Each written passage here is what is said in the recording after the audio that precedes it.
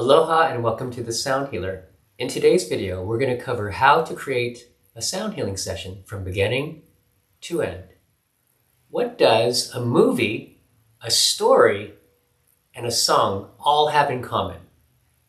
Well, they all have a beginning, a middle, and an end, right?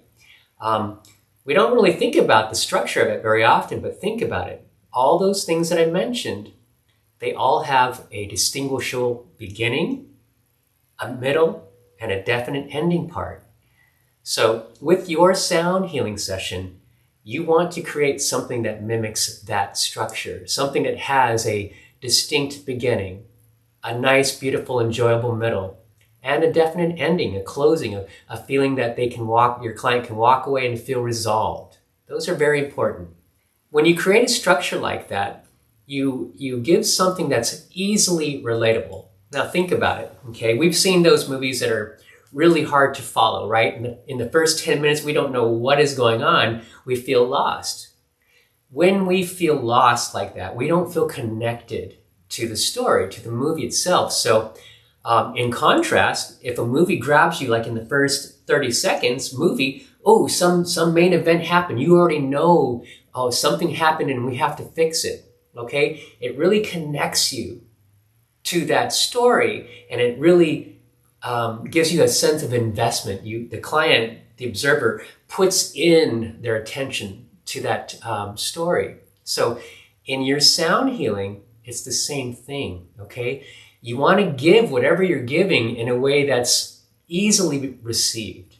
The other component about a good story is, or a good song, or a movie, or whatever it is, it takes you on a journey, right? It's not just one note and that's it, we're good, okay? No, it's going to take you into some drama. Maybe there's some tension, maybe there's some anticipation, okay? If you can create those elements into what you're giving, your sound healing, then you're on to something. Okay, the good writers know how to do that instinctually, and this is why you're here today. Is I'm telling you some of the tips how to do that. So you might say, well, how do you create tension? Okay, I'll give you an example musically. So like if I'm playing a drum pattern and then I pause for a second, and you're just waiting for that next beat. Okay, that's creating tension, anticipation. Your listener wants to hear the next note, and sometimes it's the pause, okay? If that pause is too long, you lose connection. Oh, maybe there's a yawn, or, okay, now, did we make a mistake? Are we supposed to go now? What are we supposed to do? So, know the difference between creating that tension and then doing it too long. Play around with that dynamic. The other good component about any story is it creates transformation. It creates an experience. It invokes thought. It invokes emotion. Okay, when a person leaves a good movie, they walk out feeling like, wow, I just really experienced something. Maybe it's a feeling. Maybe it's a deep feeling. Maybe it's separation. Who knows what it is? But if you can provide that, then you've really done something. So I hope that helps. And just think about beginning, middle, and end. And take apart a song, take apart a book, take apart a movie, and look, okay? They have distinguishable beginning, middles, and ends. And within that, okay, within the beginning, there's beginning, middle, and ends to the introduction. There's beginning, middle, and ends to the first verse, to the first thing you're composing. So I don't want to get too carried away with that, but resolution, resolve, that is a musician's term. This is something that, I don't know if they teach this to you in sound healing school, but resolve, resolution, that's extremely important. When musicians create a song, okay, they have beginning, middle, and end, they have this resolution. At the end, you know that you're done, right? But there's that same framework throughout the whole song. As I mentioned, in the intro, there's beginning, middle, and end. In the verse, there's the beginning, middle, and end. In the chorus, there's the beginning, middle, and end. There's so many times that each part, both the little parts within the song and the overall song itself, they all require resolve or resolution in order for us to feel like we're interacting with it appropriately, okay? And I don't want you to get too caught up on that right now. This is something that's experienced, but I'm going to give you an example. So like if you and I are talking and I just simply leave you with some kind of statement that you don't know if, yes, Anna, we went to the coffee store and then there was this banana. Okay, that's unresolved, right? You're going, and? Okay, and then there was this banana. Maybe I just meant, oh, and there's a banana there. But there's no way to know that. So you as the listener, you're going, well, wait a minute, I don't feel complete. So think about that, okay? When you're playing music, think about resolution in your sections. First, you're doing a bowl section, okay? Make it definable. Sure, you might blend into sections, but that's different. I just still want you to, for now, to think about resolution, okay? So maybe it's you're playing the bowls really nice and beautifully, and you're going to let that fade out or resolve before you go hit the gong. You know, and there's a million combinations, so there's no right and wrong. There's no fixed right and wrong, but this gives you the idea of what I'm speaking about. So for now, just think about beginning, middle, and end. How to design the sound healing. Tapping into your creativity. Well, who are you? What is your authentic expression? What is your natural passion? What do you love? What makes you unique? Okay? That's what you want to bring to the table. You do not want to copy me. You don't want to copy your neighbor or the most popular person. You want to find your own gold. Who are you? Okay? Maybe you're a lover of children's books. Okay? It doesn't even matter. Maybe you have a way of preparing food for people and they just love it. Okay? Maybe it's your good heart. Maybe you're a great listener. Maybe you can do who knows what, but the whole point is find who you naturally are and build on that. Okay? It doesn't matter. Even if it's not relative. Let's say you're a great cook, right? How does that go to sound healing? Well, think about it. Think about all the attention and all the details you put into cooking. Think about all the things that you prepare beforehand, all the ingredients and the quality of the things that you purchase to make that specific meal. You know what that is if you're a cook. You know all the fine details. Take that same energy and put it into your sound healing, okay? If you want to bring out cooking, make a treat before, maybe cacao. Serve cacao before so they can open up and connect in that love space. Maybe it's something else. Maybe it's a nice meal afterwards that you want to add, or snacks, or whatever. The whole point is, for the creative process, is to search your own authenticity. Don't judge it. Just check it out. See what's there. When I'm doing a shamanic session and working on self-empowerment, a couple of the tools that I use are vocal empowerments and drumming. And I'm going to say probably about 60 to 70% of the time, the client will come in and say, oh, I don't know how to sing. Oh, I'm not musical. I don't drum. Okay? And I'm going to say to you this, 100% of the time, 100% of the time, they are wrong. I introduce them to who they already are, who they naturally are, and they get to find their voice. They get to find their drumming. Now, what's the thing that stopped them? This, their mental filter. Oh, I can't sing. Someone told me I can't sing, or I'm trying to compare myself to somebody that's awesome, and I have the judgment that I can't sing, so I'm going to shut my mouth and never try to do that because I can't sing like those great people. That's the assumption that you're singing for someone else's pleasure. That's not self-empowerment, okay? Sing for yourself, drum for yourself. So part of your creative process is to get out of your mental filter. If you think that you can't, all right, maybe you can, okay? But you really don't know unless you give it a try. I'm gonna share a secret about why I think that I have success in my life. And I have a lot of success in a lot of different things. I've been able to accomplish many things. But here is what I believe is my secret to all my different successes. And I've done a lot of different things and accomplished a lot. I am no different than any of you. Here is what I think that I'm different than most of the people I see. Most people have a dream. They want to learn how to play guitar, right? They want to be a doctor. They want to be a coach, or whatever it is. They want to do all these things. They want to be a surfer. But hardly any of them are willing to put forth the dedication. So that is my superpower, and it can be yours. Just like that. All you have to do is commit to yourself and commit to what you're doing. Dedication looks like this. When I was learning Sarod,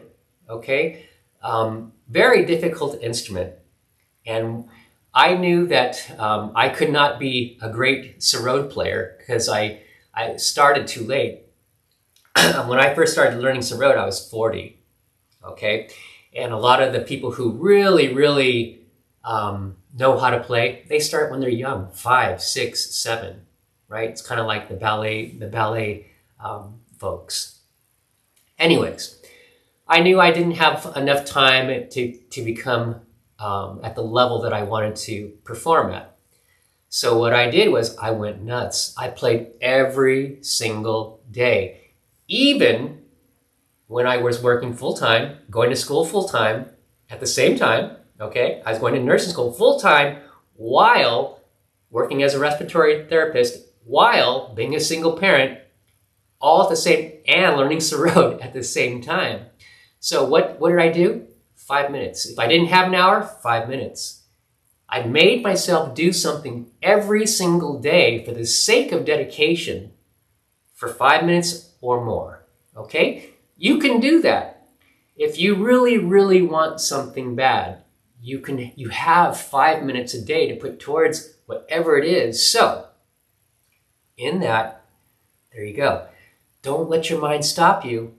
Have dedication. If you don't know how to do something, it's okay. You don't have to. Don't let that stop you, okay? If I was in a new project with you right now, whoever you are, and you and I were going to do music together, okay? I don't know how to play the cello, all right? I don't know how to play the cello.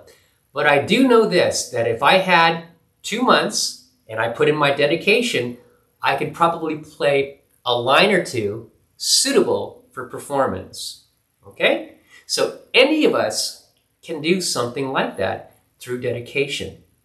What happens if in your creative process, there's something missing? Like you want to have a sound healing and you only have bowls. You don't have a gong, okay? You only have bowls, but your vision is you want a gong. Well, here's something that you could do. And this actually happened to Sarah and I when we first started. You could recruit. You could recruit other musicians who have that. When we first started our sound healing, we didn't have bowls and we didn't have gongs either. We still did sound healing. It was a little bit rugged and we had to find our way, but still we had people coming and it was pleasurable. It was nice. We got bowls shortly afterwards and we still didn't have gongs for quite some time. And gongs are expensive, right? They can be thousands of dollars, especially for the really nice ones. So we didn't have that kind of money at that time. And what we did was we found a gong player who had beautiful, awesome pasty gongs, and we had her join us, okay? So that was one way of bridging two gaps. She had a desire to play, and we had other qualities, business qualities, and the ability to put things together, etc., and make connections and all that. And that's how we started. So we actually recruited, and we had people come in with gongs, didgeridoo, violin, tabla, so we were able to get the things that we didn't possess, the things that we didn't want to cultivate. I didn't want to spend a lot of time learning how to play the violin, right? So just recruit and network. And that is one way that you can do that. Now, the other side of that is you have to depend on others. So there's a thing with that too, okay? Eventually, we're at the point now where we don't have to depend on anyone. And that's my favorite position, where I don't need to depend on anybody. I'm actually fully independent. I can do this by myself, not even without Sarah. I can sit here and do a sound healing on my own from beginning to end, every single part, formation, creation, business, afterwards, etc. Okay? And then I've worked towards this. Okay. And lastly, about the creative process, if you don't know where to get ideas, or let's say, I don't have a very creative mind, well, connect with the muse. And what does that mean? Go look at other sound healers. Go to their sessions and see what they're doing. How are they doing their delivery? What else are they? Are they doing Reiki alongside of it? Are they doing a yoga class?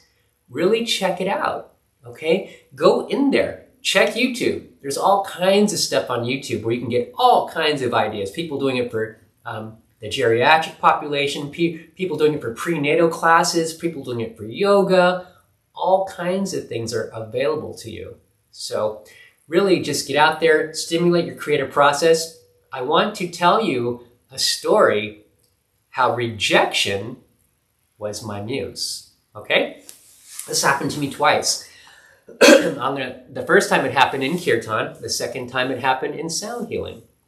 So I'll just tell you about the time it happened in sound healing, okay? Keep it really relevant. So I play the sarod, this really exotic instrument, from Afghanistan originally, but mostly got its popularity in India. And it's a really beautiful esoteric instrument. So I saw a local sound healer, and they had a lot of my friends coming to their sound healing, and I wanted to be a part of that. It's like, oh, what is this? So amazing. I thought, boy, my sarod would be beautiful in that situation. So I contacted these two people, my friends. Never heard a word back. I contacted them again. Nothing. Not even a no thank you, or no, we don't care for your instrument, or whatever it is.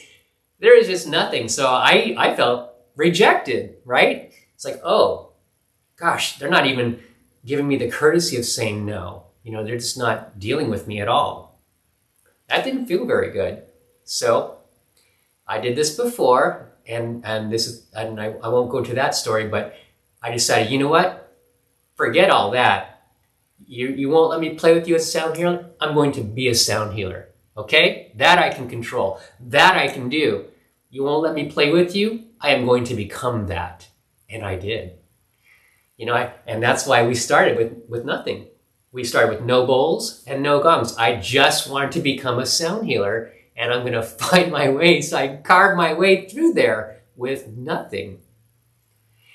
Then we started picking up one thing after another. We let my wife is a Capricorn, so she has me on a monetary budget, and it's a good thing because I'm Aries and I just want to spend like crazy, right? So she made me this deal. Whatever we make with sound healing, that's what you can reinvest in our instruments. So that's what we did, and from that we were able to get one thing after another, some bowls, then a gong, then two gongs, etc., and it just kept on going.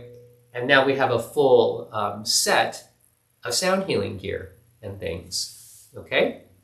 So, whatever you need to do to find your creative process, don't let anybody else stop you. Don't let anybody else's vision, even if it's your partner. Stay true to your truth and see, okay? If you try 1,000,000 times and you still can't get it, you've done the bowls 1,000,000 times and you still can't get a note, try again.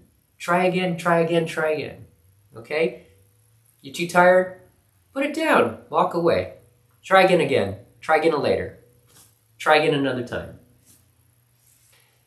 Now I want to talk to you about event structure. The structure of the event itself, okay? You've sat down, you've got some creative ideas, you've got some things you want to do. I want to incorporate Reiki with my sound healing. I want to incorporate a massage or whatever it is. I want to treat older people who are getting ready to pass and leave their body. I want to work with that population. Find your place, okay?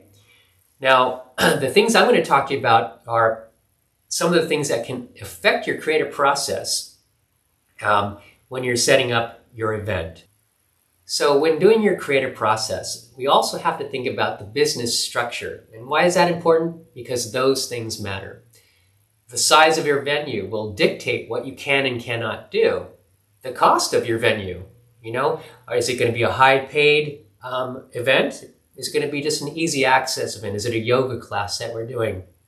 All of those things matter when you're developing your creativity. So you can have your creative idea, but if you don't have a place to put that idea, then you might have to revise your creativity depending on your venue, okay? It's different to play for a yoga class. That's one scenario. It's different to play privately for 2 people, for a couple. It's different to play for 1 person. And each one of those things requires a different approach and a different setup. I've had sound healings with 1 single bowl, and it's been outstanding. Transformative. I've seen things, experienced all kinds of stuff. Okay? Now, if I probably wouldn't do that all the time. I don't like to go just lay in front of 1 bowl for an hour for a long time, Once in a while is okay for me, but I'm going to want to mix it up. I'm going to want to experience different textures, different things.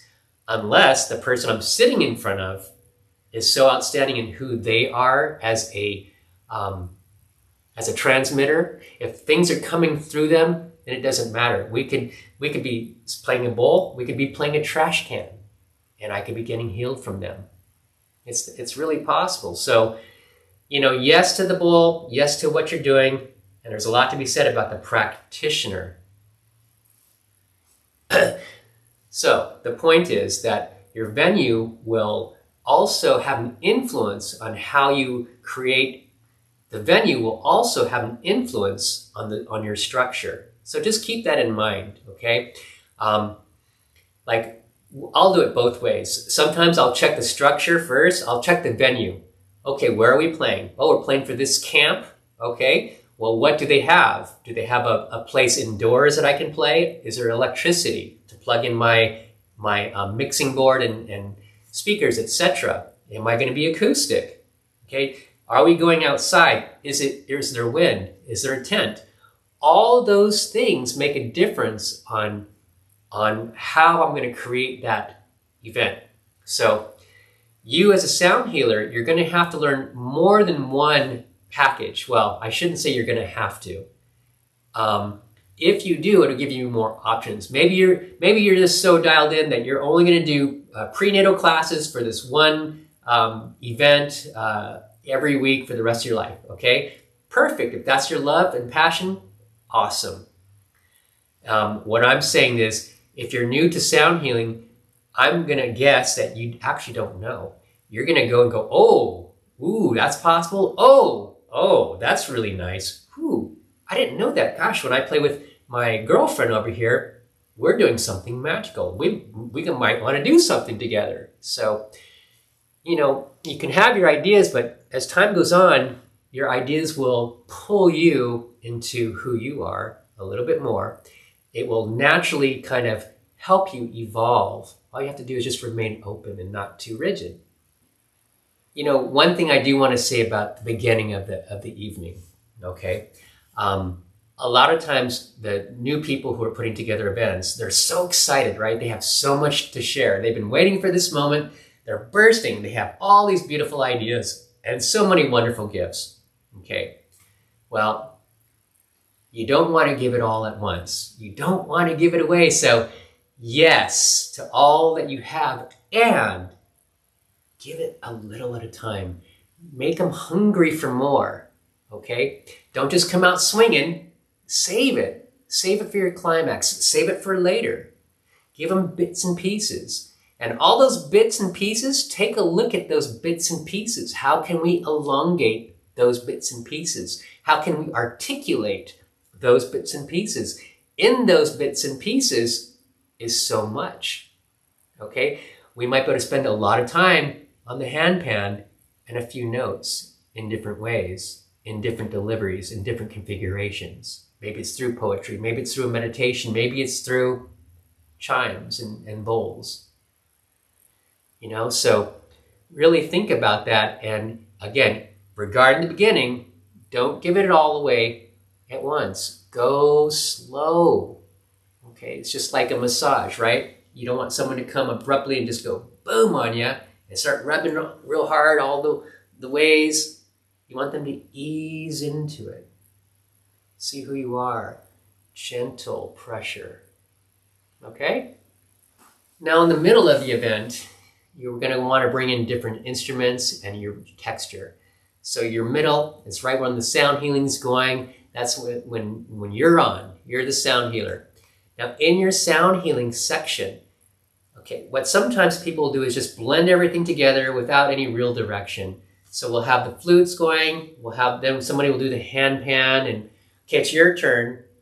Okay, there's no direction there. Everybody's kind of inserting, and we're going to go in chronological order because it's John's turn or whoever's turn. No. Think about what you're doing. Okay?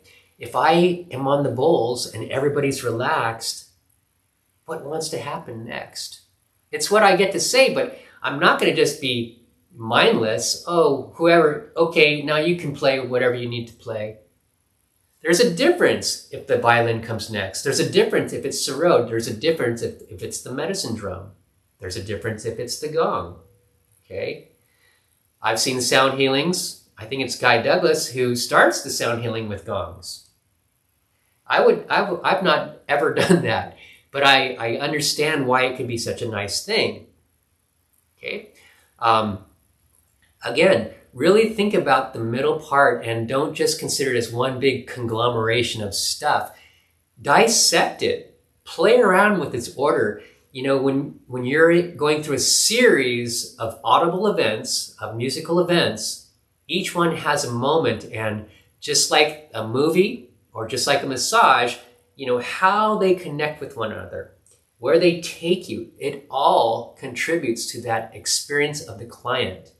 And in the end, that's what it's all about. You want the client to have an amazing experience. So one thing that people say about the sound healing that I do, that Sarah and I do, they say it's very textured. It's very distinct. It has particular sections that are unique, and they say each section brings up new visions, new visuals, new feelings, okay? Ours is not just love and light. We go into the shadow area too. We go into some dark places at times. It can be downright uncomfortable, you know? And we do that intentionally. It's for a reason.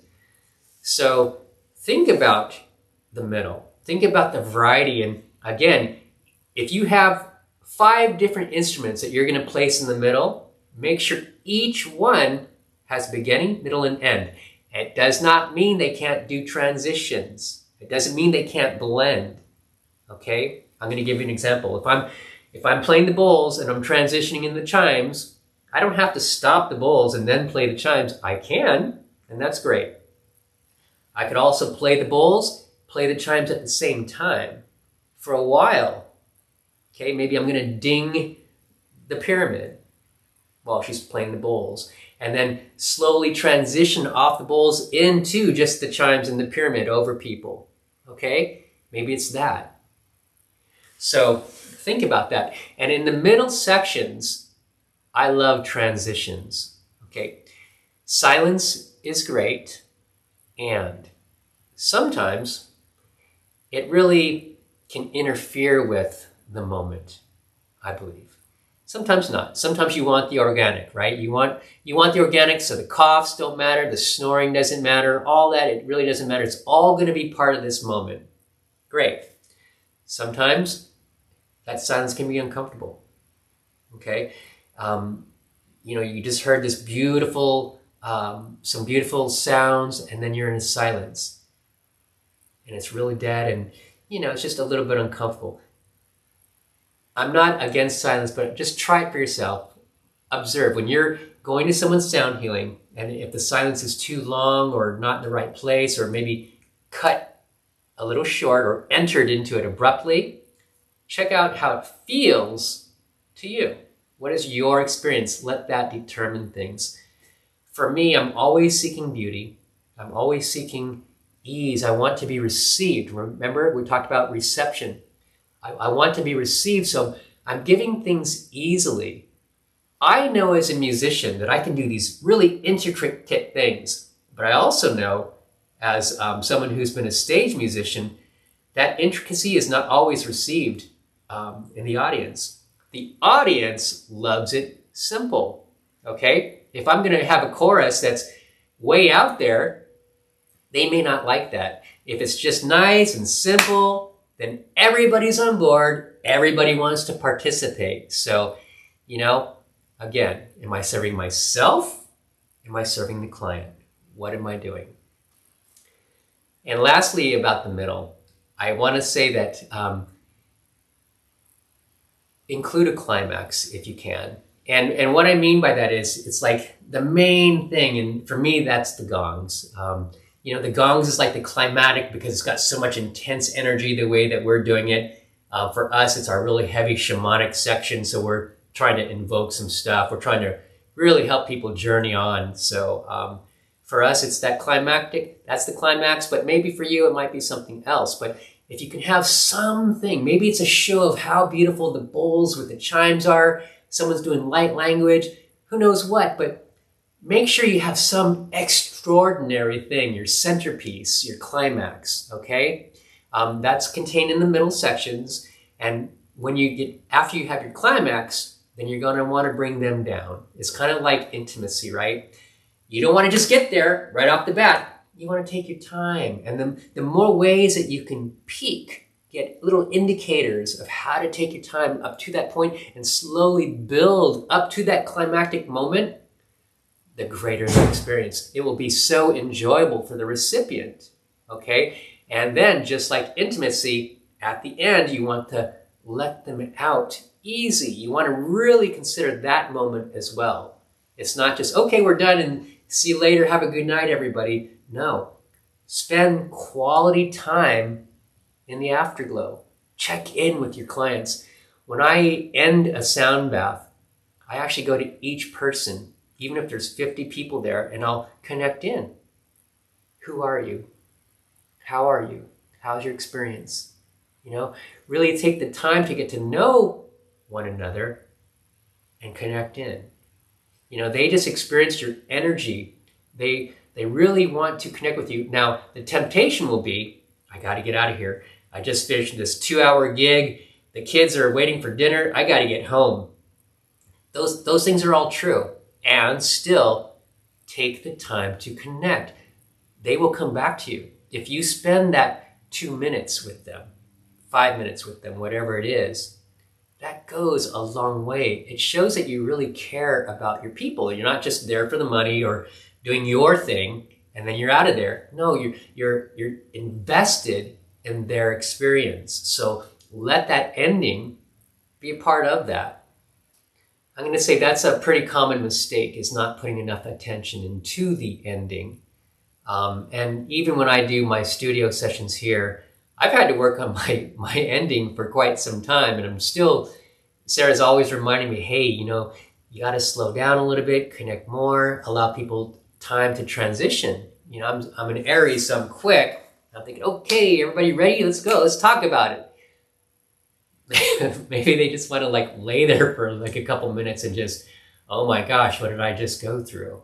Okay, so give them that time, give them what they need, and just really be present for whatever that is. So thank you for joining me. I'm Rasa Priya, the sound healer. And you know, these videos are really meant to, as a service, to help you become a great sound healer, or whatever it is that you want to be for yourself. So thank you.